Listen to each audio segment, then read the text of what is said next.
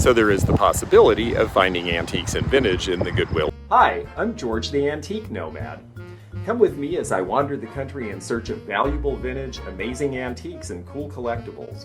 We'll buy, sell, and trade at antique malls, shops, and shows, estate sales, flea markets, thrift stores, anywhere people go to find really interesting things that just aren't made anymore. So come on, let's go.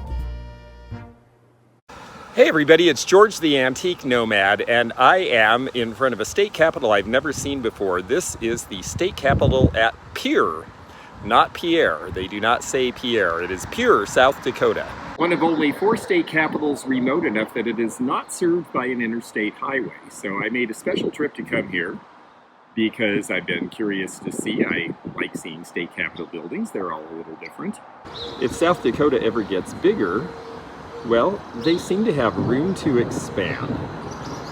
Pewter doesn't have a lot that's open on Sunday, but Goodwill's open, so why not?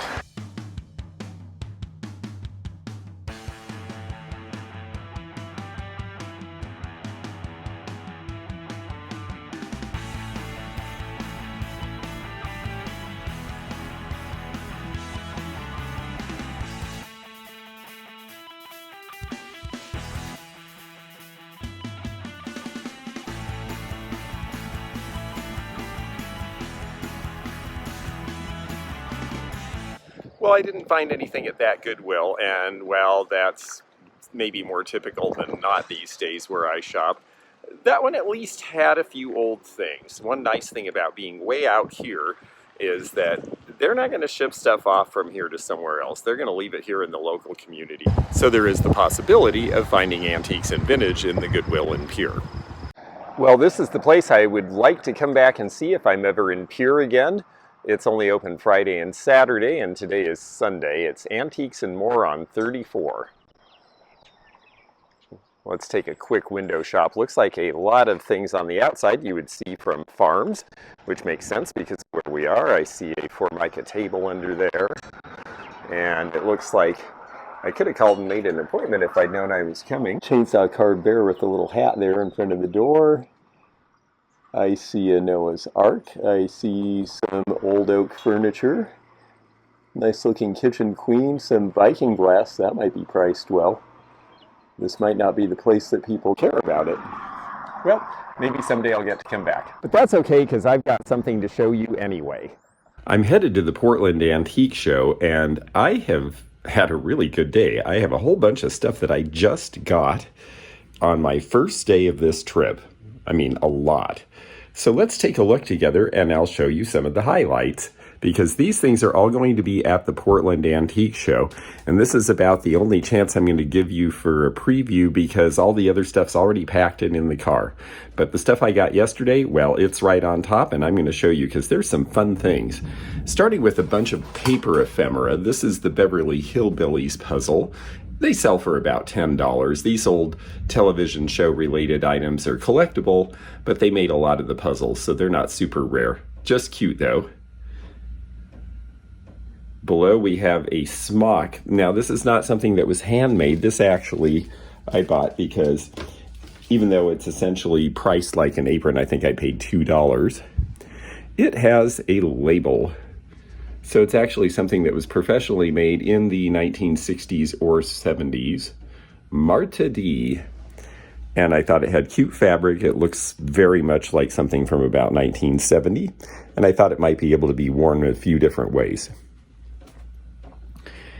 Down here, this is 1980s, and it's an odd guy. It's made of iron wrapped around a horn, and this is supposed to be some sort of a chalice shaped like a dragon. I have a friend who collects dragons, so I figure it'll go to her if nobody else likes it. But I like it. We're having a big thunderstorm outside, so you might hear that in the background, so we have to use the light we have indoors. It's pretty dark out there right now. I got a couple of things from someone who has had a lab since the 1970s and decided to let go of this old microscope and this O-House triple beam balance scale. The O-House scale sells for about $35. They're fun, and it gives sort of an interesting look to a booth. I have some other things that are going to make it possible to make a little mad scientist lab, including a number of these little guys. These are Nutty Mads made by Marks in the 1960s and 70s. They have that Big Daddy Roth sort of look where they're involved with vehicles and the guy's going crazy. There's the Marks logo on the bottom of that.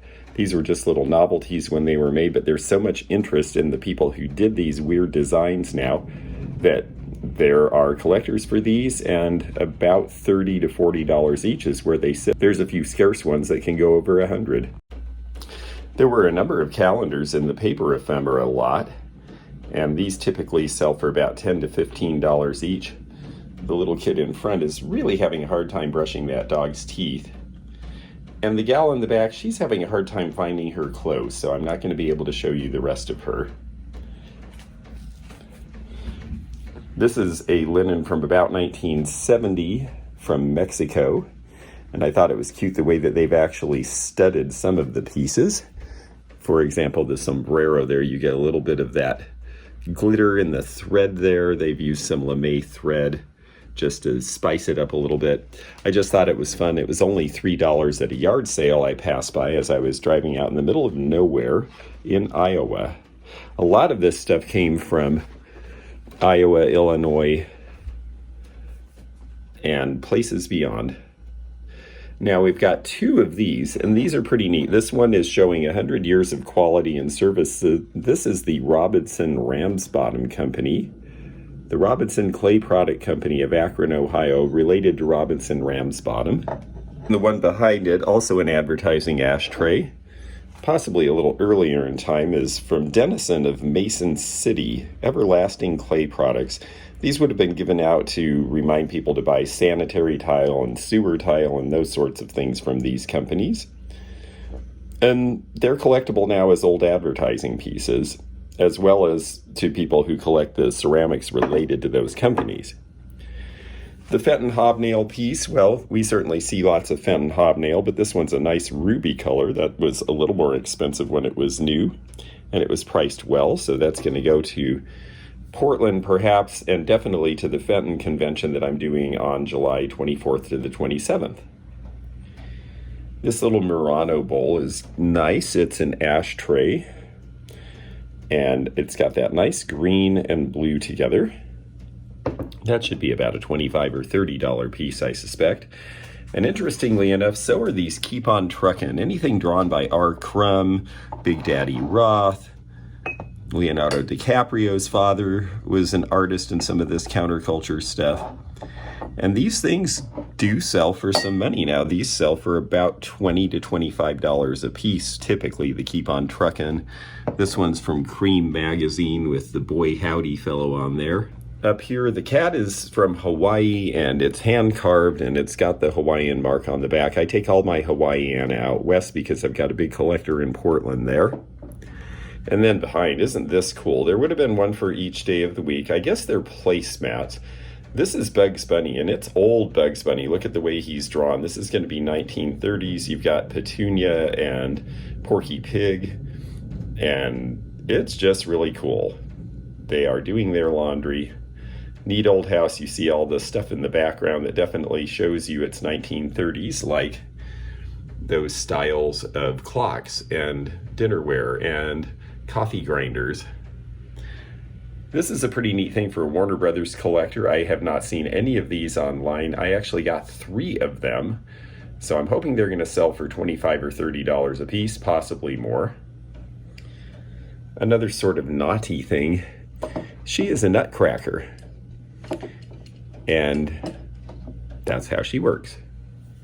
She's based on an old Victorian design that was originally done in iron. This piece is very pretty. I'm very happy to find nice pieces of Blenko. This is tall. The shape is a little exaggerated. This, I believe, is a Wayne Husted design from the early 60s, done in their tangerine, which is what they call their amberina. And it's crackle glass.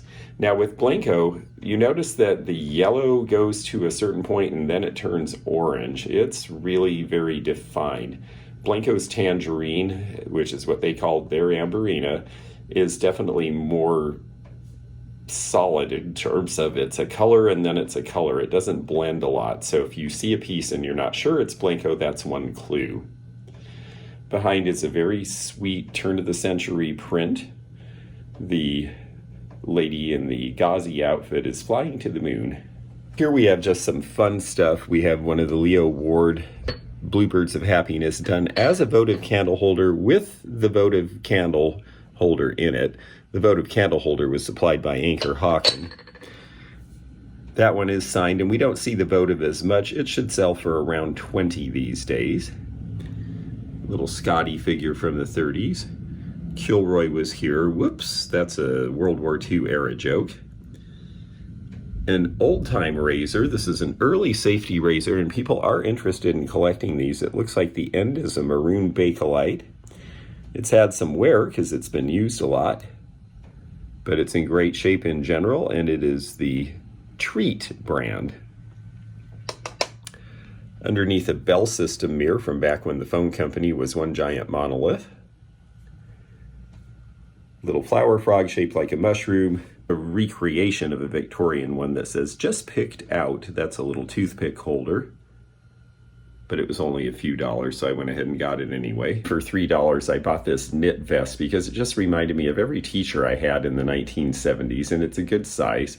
And I think for the price, it's probably cheap enough. Whole bunch of linens. I bought these for a whole $1 a piece, and there's some pretty ones, a lot of handwork, some nice designs. I bought them mainly because I was buying other things that needed to be wrapped, and they were inexpensive, and I thought, well, I can sell these for $4 or $5 each, and it's better than taking my car apart trying to find all the wrapping at the bottom. The African piece appears to be west coast of Africa, probably Ivory Coast. This is mid-20th century. It's got the copper liner, but this is made in Japan. And this has a very nice inlay of birds and bamboo on it. I just thought it was a nice looking vase. I do have a little bit of Asian coming to the Portland show. I have a lot of collectors who come all the way from Japan to that show, although they're more interested in jadeite glass, and I do have some Fire King in the car already. The basket here, this is from Woolworths.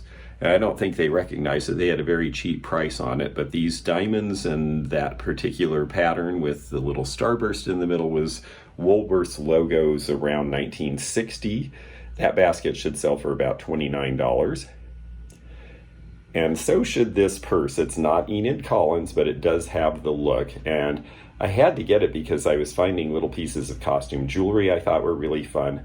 So, you know, it had enough of the look. It was under $20 and it was all there. And I thought, well, that makes it good enough to be worth giving a shot.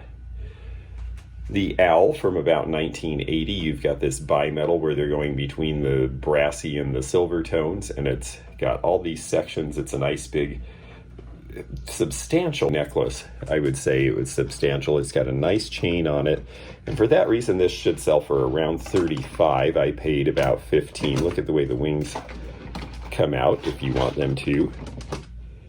So that's a neat piece. The Faux Pearl Tie, that was made in Hong Kong, and I think of Liza Minnelli wearing stuff like this in the 70s. They sell for about $15 each, and it cost a whole $1 at a yard sale. And I'm especially pleased with this set here. This is Juliana, and they did not know it. I got it at an antique store for $40. This set should sell for somewhere in the $135 to $150 range.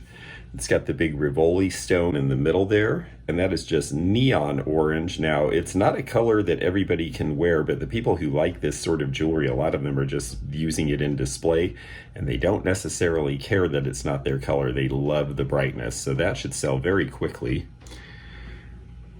On the lower right, the black with the red Aurora Borealis stones, that little cluster pin is a Karu, K-A-R-U. That's a brand to look for from about 1970.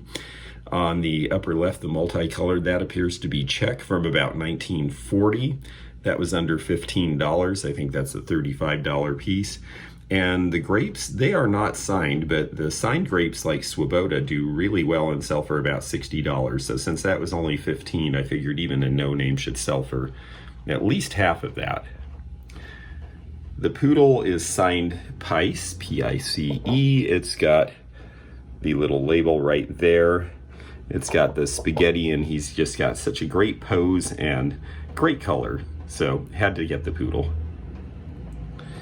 I got a little selection of cold cream jars. These are not wildly valuable, but they look fun in a boudoir display. These all date to about 1920, and they've got their labels, and that matters too. And also these two talcum tins. I thought these were fun. Deer Kiss and Raleigh's with the clown on it. That would have been talc more for the baby's room rather than for mom's dresser.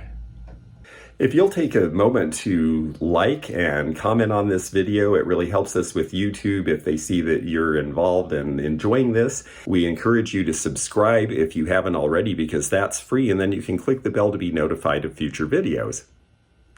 It's called Sunrise Sunset, and of course that's a reference to Fiddler on the Roof, which came out as a movie in the late 1960s or around 1970.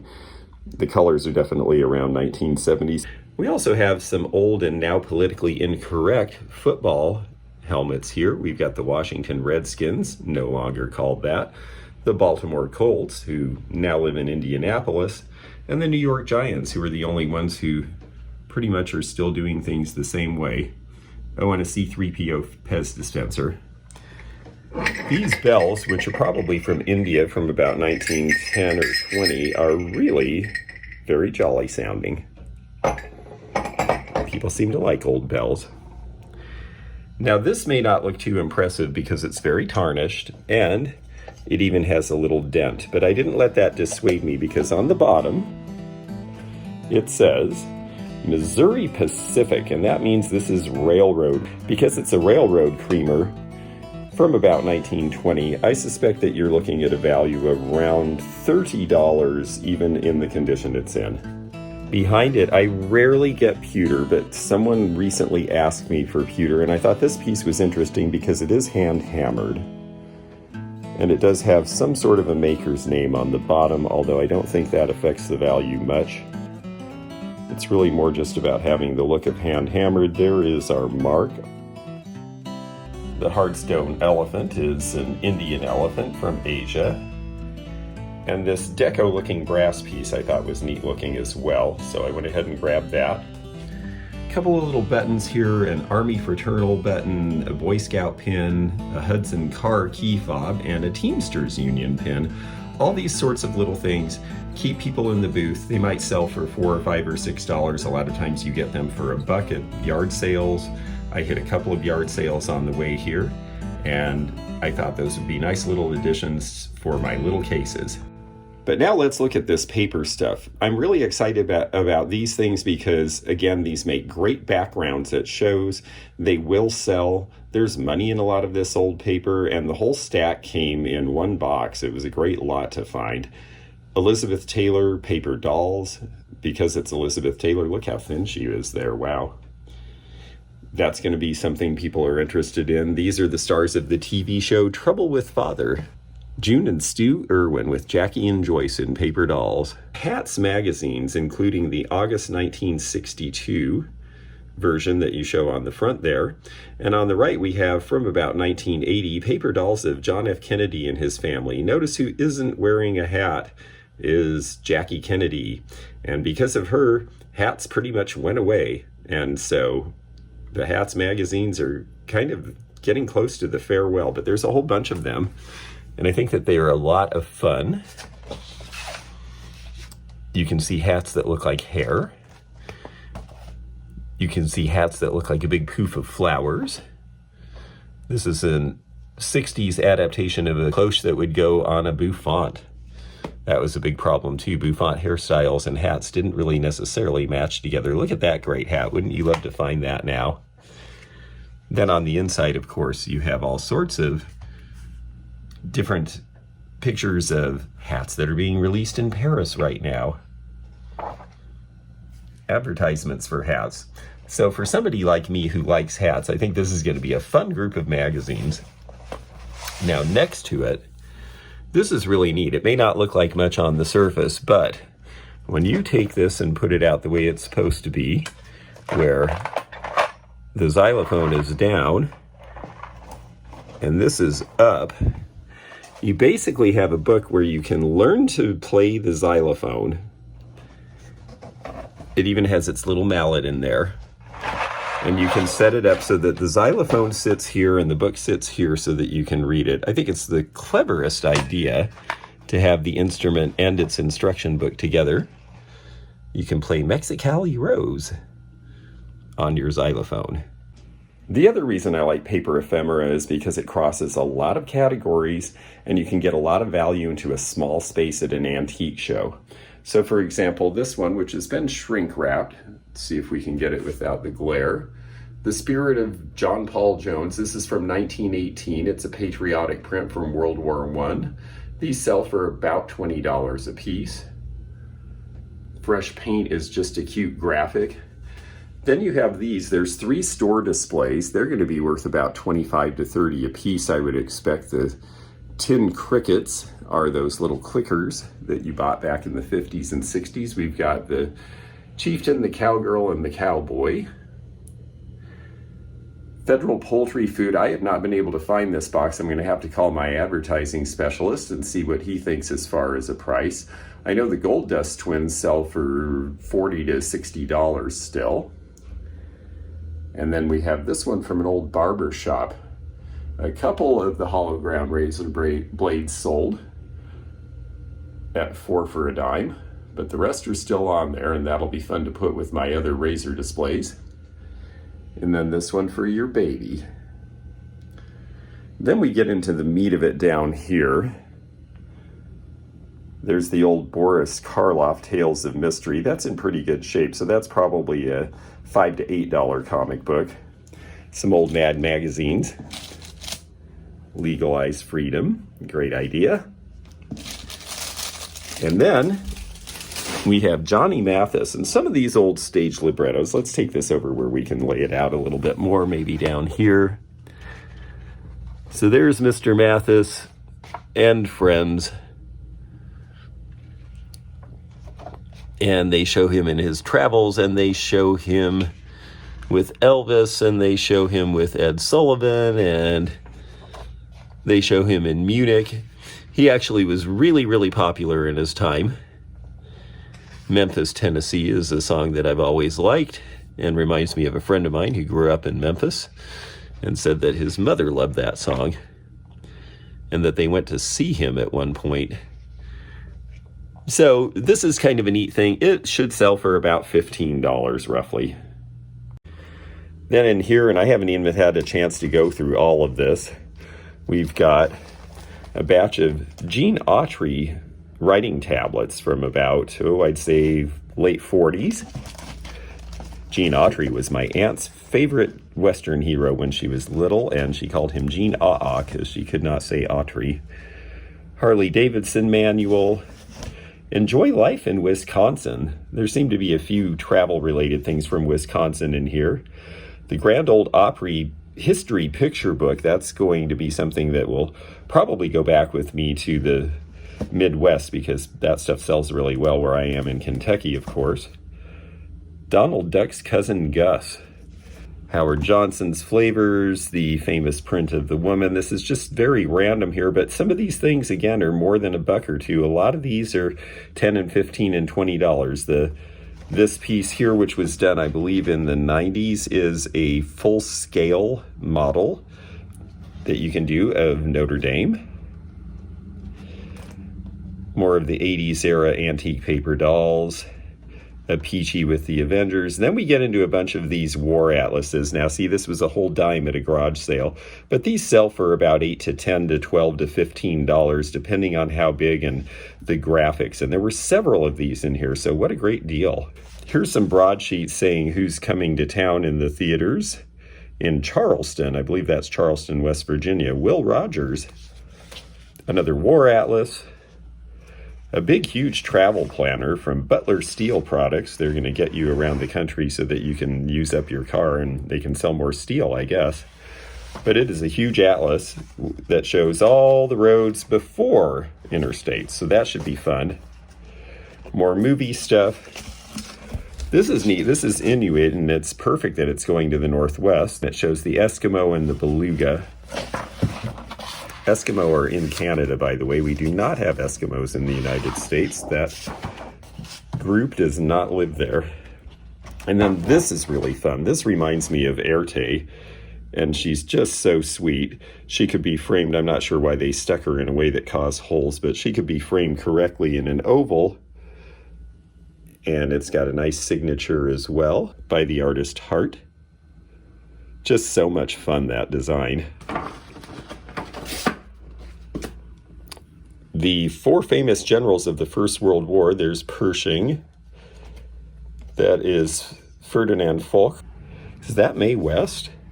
Wow, and Catherine was great from an original painting. That should be fun. I'll have to look that up. This is cool. This is from the 1915 World's Fair, and you don't see a lot of 1915 World's Fair paper left in existence. This is when San Francisco was announcing to the world that it had recovered from the fire and celebrating the fact that you could now take the Panama Canal and go there much more directly than you could before by ship. And I believe this folds out and you see lots of other interesting things. There's a map of California. Here's some prints of various art. There was a big display of California-related art, especially plein air artists, and a lot of them became very famous as a result. And here shows how now you can get everywhere in the world by ship to San Francisco much more quickly than you could before the Panama Canal was open. And there are the fairgrounds. So this is a pretty neat piece. I imagine this might be $35 to $50. I don't think these come up very often. The Our Gang coloring book may be the most expensive of this particular lot, though these sell for about $60. The consignment I took included a bunch of these really interesting adult-related, at least adult in their time for various reasons having to do with subject. And these are underground comics, and they are in really, really clean condition. Some of these can sell for $100 or more, depending on the printing. I've got some research to do to get these ready to put out at the show in Portland. One in particular I'll show you is this one, Air Pirates Funnies, Mickey Mouse Meets the Air Pirates. This is edition number 1. Edition number 2 is actually the harder one to find because that's when Disney sent the cease and desist notice and made them get rid of all of the ones that hadn't been distributed. Middle Class Fantasies, Mother's Oats, and there's a chopper from the early 70s.